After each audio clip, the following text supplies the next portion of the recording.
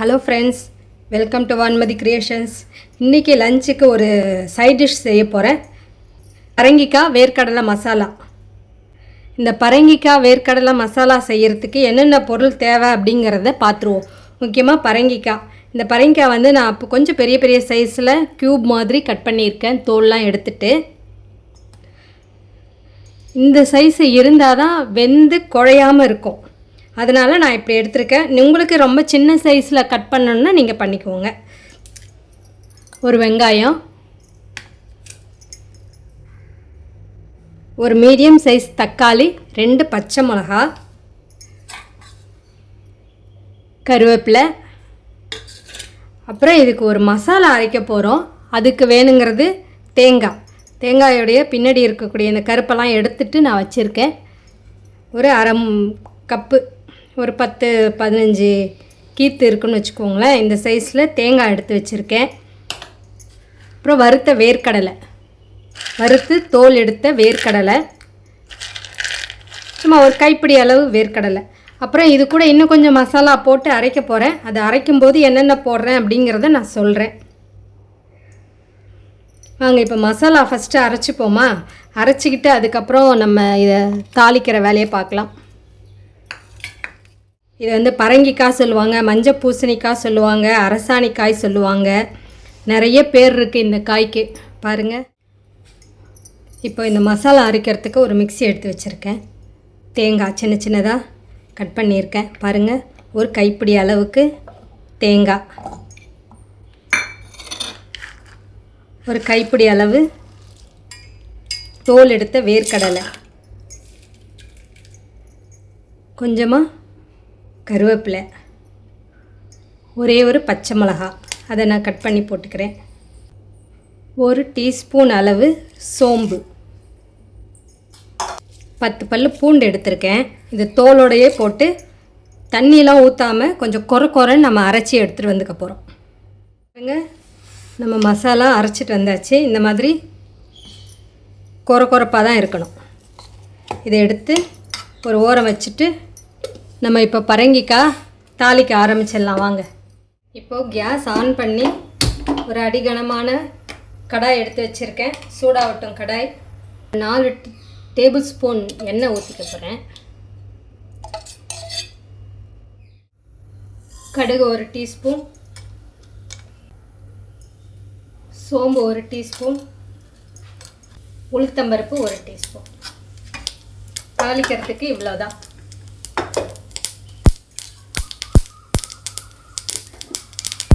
இப்போ கருவேப்பிலை போட்டுக்கிறேன்.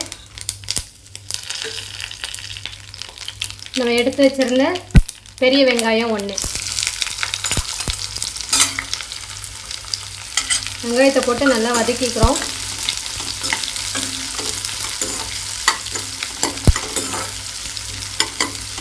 பெருங்காயம், 1/2 டீஸ்பூன் மஞ்சத்தூள், தக்காளி, ஒரு பச்சை மிளகா, இதையும் போட்டுக்க போகிறோம்.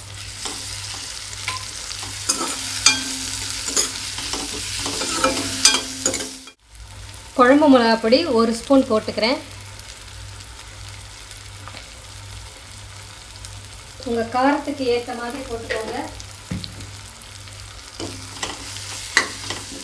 இப்போ எல்லாத்தையும் நல்லா வதக்கிக்க போகிறோம். கட் பண்ணி வச்சோம் இல்லையா பரங்கிக்காய், அதை போட்டுக்கலாம்.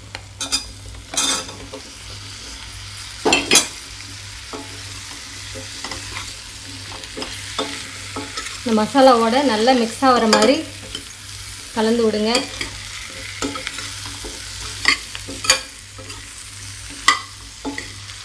ஒரு 1/2 டம்ளர் தண்ணி ஊற்றுறேன். ரொம்ப தண்ணி வேண்டாம் இது வேகிறதுக்கு.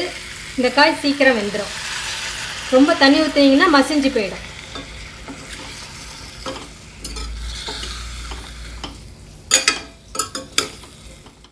நல்லா மிக்ஸ் பண்ணிவிட்டு நம்ம ஒரு மூடியை போட்டு மூடிடுவோம். மூடியை போட்டு மூடி ஸ்லோ ஃப்ளேம்லேயே இருக்கட்டும்.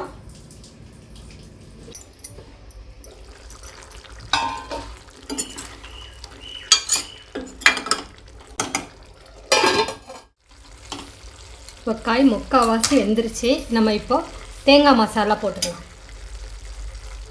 வேர்க்கடலை தேங்காய் எல்லாம் போட்டு அரைச்சோம் இல்லையா, அந்த மசாலாவை நான் இப்போ போட்டுக்கிறேன். இப்போ தான் இந்த மசாலாவுக்கு வேணுங்கிற உப்பு போடுறேன். பார்த்து போட்டுக்கலாம், கம்மியாக இருந்தால் அப்புறம் போட்டுக்கலாம். இப்போ நல்லா மிக்ஸ் பண்ணிக்கலாம். நான் ஃப்ளேம் வந்து ஸ்லோவில் தான் வச்சுருக்கேன். நல்லா மிக்ஸ் பண்ணி விடுங்க. இப்போ மிக்சியில் ஒரு 1/4 டம்ளர் தண்ணி ஊற்றி அந்த மசாலாவிலேருந்து தண்ணி ஊற்றுறேன்.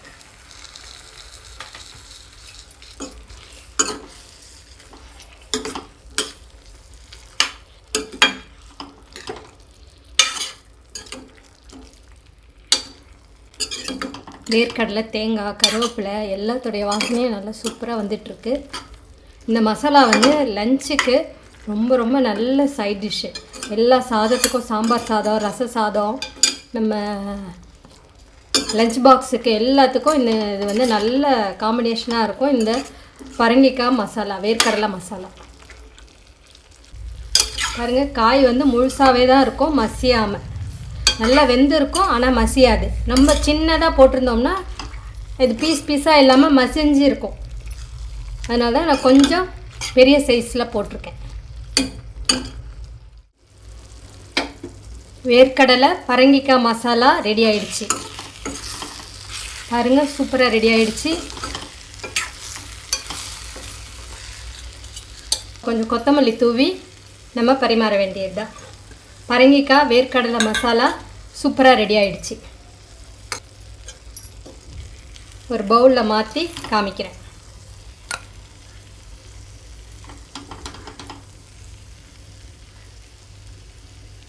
பாருங்கள், சூப்பரான பரங்கிக்காய் வேர்க்கடலை மசாலா ரெடி. இது சாம்பார் சாதம், ரசம் சாதம் எல்லாத்துக்குமே இது நல்ல காம்பினேஷனாக இருக்கும். கண்டிப்பாக ஒரு தடவை இதை செஞ்சு பாருங்கள்.